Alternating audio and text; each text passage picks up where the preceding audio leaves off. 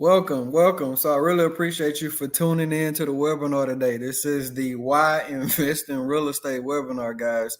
I'm your host, Mikel. I'm the owner of Mikel Realty. I'm a commercial real estate broker in Louisiana. I specialize mainly in commercial properties, but I do some residential at times. I also am a landlord. I own over 100 doors. So I get both sides of it. I get the investor side and I get the real estate agent side, which gives me a unique ability to help investors and also train individuals that want to get into real estate investing. And the question I always get is, why invest in real estate, guys? And I like to break it down into four levers. So appreciation, cash flow, depreciation, and leverage. And if you can get really good at understanding those four concepts, you'll be able to analyze any deal and you'll be able to be a very successful real estate investor, because that is the foundation. Appreciation is simply the increase in value in real estate over time. So just to give you an example, if you live in California, and you had a family member out there that passed away and y'all inherited the house. Now the house is worth $1 million. That's an example of appreciation. Most real estate, basic real estate, goes up in value over time. Now, if we're talking about commercial real estate, like apartment buildings, things that generate income, then you can improve the appreciation by going up on the rents and different things like that. So just remember, appreciation is the increase in value over time. If you're seeing that benefit, you are very lucky. Cash flow is simply rent. Most people know what cash flow is. They just hear it in terms of rent. That's cash flow. Depreciation is an automatic tax write-off, okay, that the IRS gives you. So it's given. Okay, it saves you a bunch of money at the end of the year. There's so many other tax write-offs that you get in real estate. You can write off a portion of your mortgage payment. You can write off maintenance. You can write off just about anything you can think of. You can write off in real estate. So that's really one of the biggest reasons everyone should invest in real estate. And also leverage. When you think about leverage in real estate, so you think about the down payment. So if you're using FHA, VA, something like that, then your down payment is obviously a lot smaller. FHA is 3 to 5%. But when you go to commercial properties, conventional loans are typically 15 to 20% down. But let's say you're buying $1 million apartment building and you have to put 20% down. You're spending 20%, $200,000 to control $1 million piece of property. Now, when you combine cash flow, appreciation, and depreciation into that asset, then you're getting so many different benefits from controlling a large piece of real estate for a small percentage down to own it. Okay, so that's the benefit of leverage. So let's go to and for the sake of these slides, guys, don't worry. I'm gonna put a link in the comments. You can click the link so you can have access to my latest book for free. And then also you'll get all of this. I'll also post a link of my private Facebook group. I got all these in the file section. So you can just go through, click, and pluck out what you need. So we just talked about the taxable benefits. So why would you invest in real estate? Number one, you can invest in real estate while keeping your day job. So you don't necessarily have to be a full-time real estate investor to be successful. I would even argue that, it's better if in the beginning, especially if you have a 9 to 5, because you think about what a bank's going to require for you to be able to borrow money from them. They're going to need your last 2 tax returns, your last 2 pay stubs, W-2s, and all of that. So if you're a 9 to 5 that's making pretty good money, you're in a much better position to take advantage of investing in real estate, and you can create your little nest egg while you're working, which is very good. Okay. So when we think about, the different types of real estate investing out there, so we hear about, raw land, and not that many people invest in raw land. Well, new investors, because they don't really know what to do with it.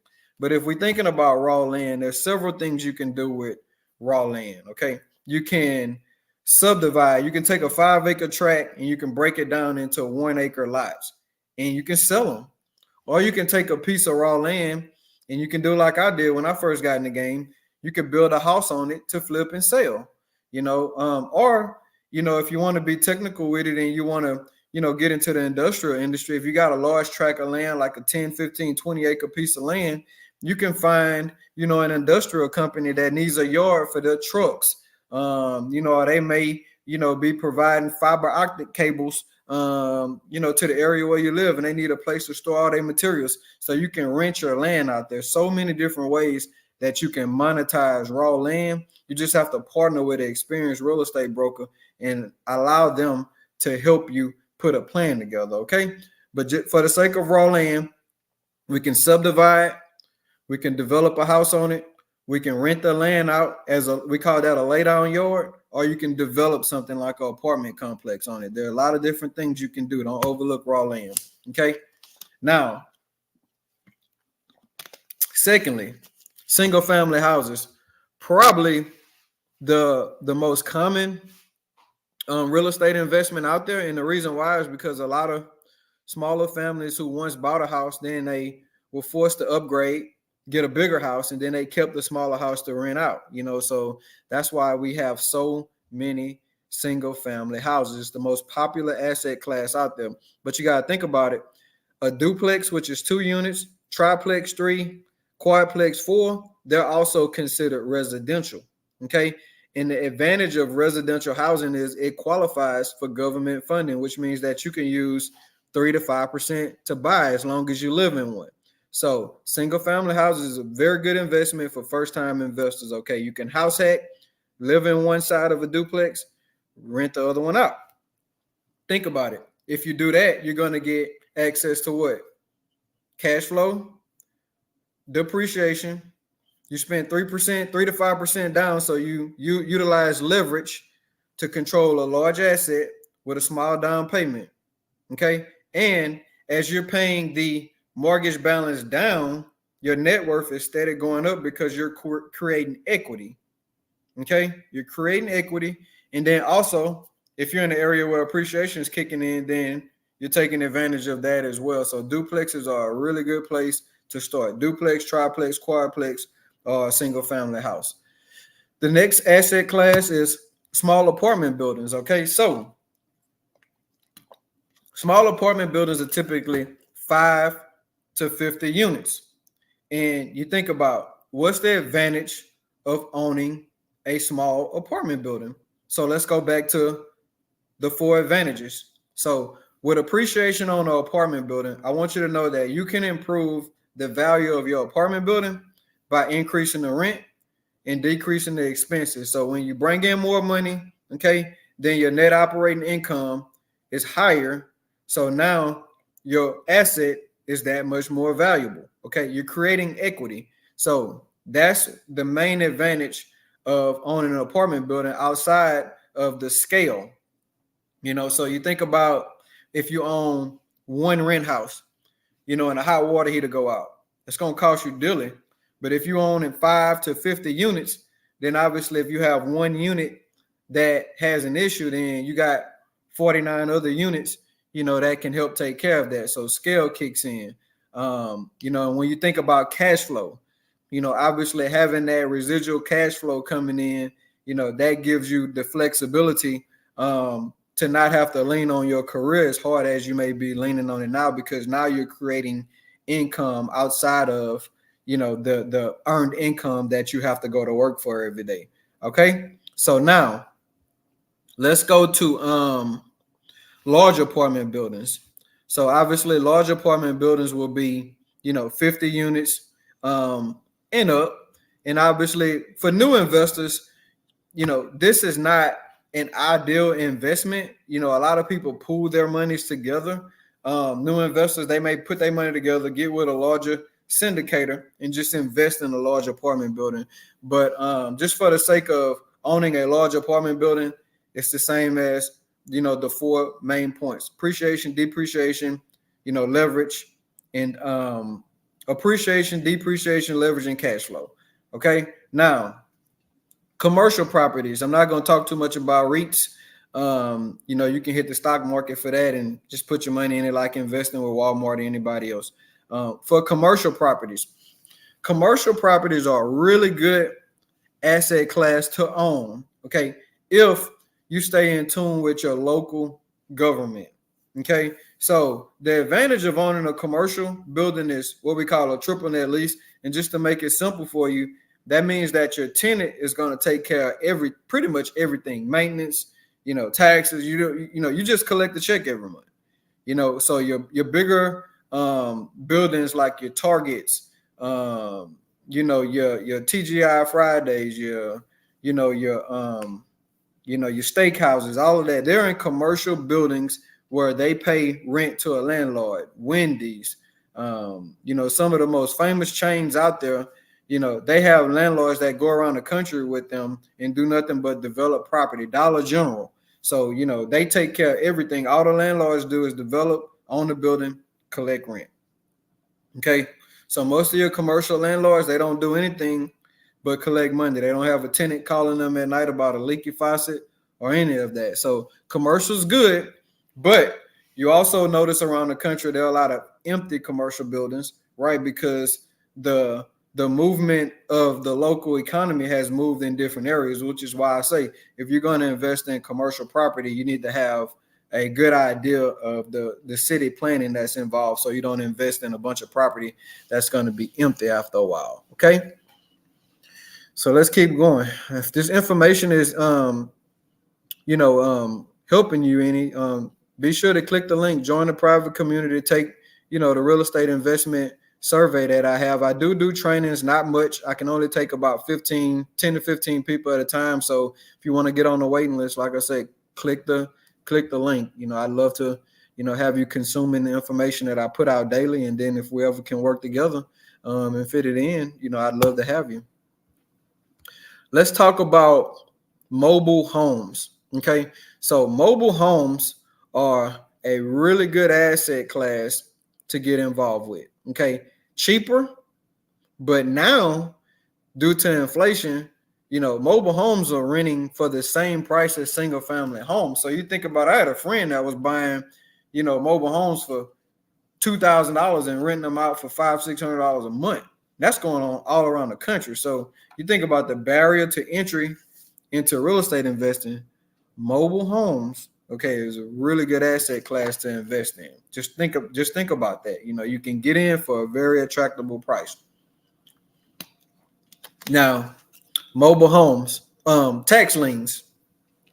So tax liens are very tricky, but you can go to your local tax sale at the end of the year and you can bid on properties. And if you win, you pay it. Then typically you have, it takes about 4 to 5 years of you consistently paying taxes for that property to revert in your name. Just keep in mind that do your proper due diligence, have a good title attorney that you deal with, because a lot of tax properties also have other issues going on with them where, a lender may have a lien against it. So these properties typically come with a lot of issues. Make sure you do your due diligence, have a good title attorney to check title on it to make sure title's clear.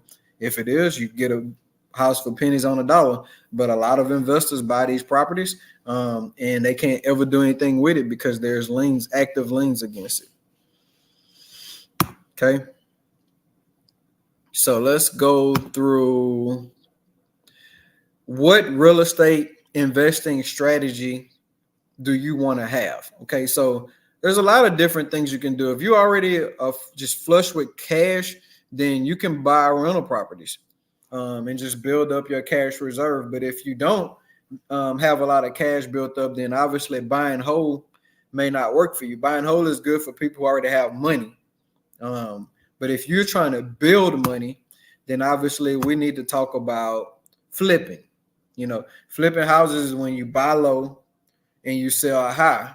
So for example, home A would be worth $100,000 if it was in good condition, but needs $20,000 worth of work. A typical house flipper would purchase the home for $50,000, okay, and put the $20,000 worth of work. If you add 50 and 20, that's 70%. I want you to keep in mind that with house flipping, there's a 70% rule. The 70% rule says that you should invest no more than 70% in the purchase price and the renovation cost of the after repair value. So if the house is worth $100,000, you should invest no more than $70,000, okay, in that project. Okay, so if you notice, they said $20,000 worth of work was needed. So if we apply the 70% rule, then 70% of 100,000 is 70,000. If 20,000 is needed for the renovation cost, then that means you only can pay $50,000 for the house. Okay, that leaves you with $30,000 in equity, 30% in equity. All right, so that's how that works. Okay, that's how traditional house flippers. Some people say they only like to be 60% in. Some tolerate 70. But just remember the 70% rule when you talk about flipping houses. Okay. Now wholesaling. So if you want to get into wholesaling, to make wholesaling make sense for you, wholesaling works like this. Let's say I own a property that I'm trying to sell for $100,000, but the property may be worth 150. A wholesaler would call me and say, "Hey, I'm interested in buying your house." You say, "Okay, great. Would you take 50,000 cash if I can close in 30 days?" And you'll say, "Yes, I would love to." Okay, cool. Let's get it on the contract. So you'll sign a contract with them as if they're going to buy your property. Soon as you sign the contract, they go to a group of investors and say, "Hey, I got this great deal over here under contract, and I want to know if you want to take it over." And you say, "Yeah, I'll buy the contract." So they'll sell you the contract. You say, "Man, I think this house is a good deal at 70,000. Cool." You agree to buy the house from the wholesaler for 70,000, but he got on the contract for 50. So he's going to make $20,000 just by getting the house on the contract and selling you the contract. So a wholesaler just goes around getting a bunch of properties on the contract for a really cheap price, and then they take them to actual investors and try to sell it to them, or we call it assign it to them for a fee. Okay, and that's wholesaling that's a quick overview of what a wholesaler does. Okay, but it's a good way to build up cash. But there's a lot of different strategies that you can utilize to be very good at wholesaling. Let's see. So I want to get into some real world examples. So we'll just go through one. So let's say the house at 28 Cherry Street is currently listed at $145,000. And recent comps show that the similar homes nearby have sold for 140 and 170. And the 28 Cherry Street property needs about $25,000 worth of work. Therefore, if you pay 145 for it and put 25 in it, you've already spent 170. And that's before closing costs, holding costs, selling costs, unforeseen overages, and other fees that you'll end up paying. So you will likely be underwater. The cost is too high. But however, if a similar home was valued at 225, you would be fined, and you would indeed make your profit by buying that house for 145. So just remember the 70% rule. If you can develop a good strategy on how to determine what a property is worth, okay, the after repair value, then you would generally be really good at determining what to pay for a property. You need a general contractor who can come look at the property and give you a good cost on it. Okay, so now if you know the ARV and you know the cost of repairs, then you just subtract that to get the cost that you're going to offer to pay for the house. Remember, no more than 70%. Okay, no more than 70. So how to find investment properties right now? Online. Online, there's so many different websites. Like I use Realty. I use batchleads.com, where I can go in and just type in a property, and it'll give me who the owner is. It'll give me, sometimes it can give you some mortgage data. AI has kind of taken over the real estate industry, and there's so many different tools you can use to research properties. Okay, but I would say how to find investment properties. Early on investors, I would get them straight into the AI data so we can work smarter and not harder. Let's see.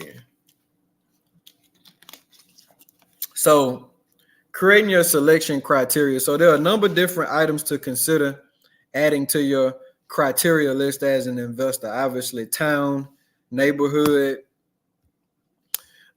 Some investors have a preferred property size. Like I like 1,200 square foot houses. number of units. Some investors say, hey, I only like to buy 20 plus unit apartment buildings. Cap rate is a way that investors calculate how much return they're going to get on their money, the capitalization rate. Some investors say, hey, I don't want to buy a property unless it fits into like a 10% cap rate. Some investors buy based on cash flow, and some investors buy only on appreciation potential because they know that's the fastest way to grow extreme wealth if you buy an area that's highly appreciating. Okay, so um, so understanding the rules of investments, we already talked about the 70% rule.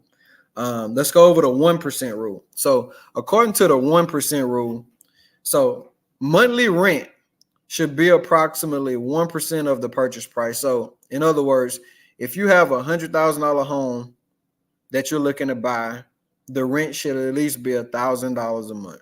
$50,000 home, the rent should be $500. So what I will say is that just keep this in mind, that if you find a deal and it's 1%, it fits into the 1% rule. It doesn't mean buy it. It just means that this has the potential to be a good deal. So you start due diligence on it. You start looking at the financials. You walk the property to see what kind of condition it's in. So there's so many other things that could kill a deal, but just know for the sake of the 1% rule, if a property fits into the 1% rule, it just tells you that, okay, it's time to start looking closely at this property and maybe get it under contract. Make sense? All right. Let's go with the 50% rule is a good rule of thumb that will help to fairly accurately predict how much a property's expenses will cost you each month. So the 50% rule simply states that 50% of your income will be spent on expenses, okay? Not including the mortgage payments. So as mentioned above, most real estate listings will identify the monthly income of a property. By dividing that number in half, you can easily figure out how much you'll have left to pay the monthly mortgage with. All right. So real world example, an apartment building brings in $8,000 a month in income using the 50% rule. We're left with $4,000 for expenses. Okay. If the monthly mortgage payment on the property is $3,500 a month, you can reasonably assume a monthly cash flow of $500. 50% rule. So 70% rule, 50% rule, 1% rule. Just those three terms right there makes the webinar all worth it. Okay. So we already talked about the 70% rule. And so that is it for today, guys. If you have any questions, feel free to let me know. And obviously, like I said, I put all the links in the comments, guys. I would love to have you a part of my community so we can go deeper. Today is just about teaching the basics of real estate investing and what that look like. And anybody could be successful in real estate if I can do it. I have 100 units, 100 plus units, 105. I'm a real estate broker too, so I put together large deals for investors, and I know that I can help you. As stated earlier, guys, I only have maximum capacity to train maybe 10 to 15 people at a time. So you can join my free community and take the survey, which you'll get on the waiting list. And if I have any openings, I'll definitely reach out to you and let you come so you can get some live training. All right. But I thank you for your time today.